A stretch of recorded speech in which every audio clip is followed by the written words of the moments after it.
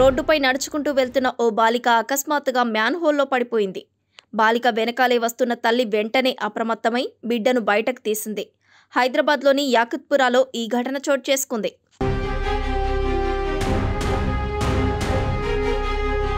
యాకుత్పురాకు చెందిన మహిళ తన ఇద్దరు చిన్నారులను తీసుకుని పాఠశాలకు పంపించేందుకు వెళ్తున్నారు.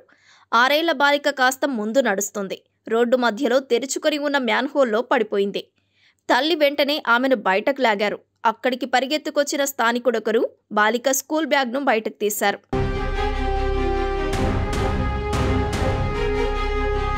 మ్యాన్‌హోల్ మూత తెరిచి ఉంచడంతో ఈ ప్రమాదం జరిగింది. ఘటనకు సంబంధించిన దృశ్యాలు అక్కడే అమర్చిన సీసీ కెమెరాల్లో రికార్డయ్యాయి.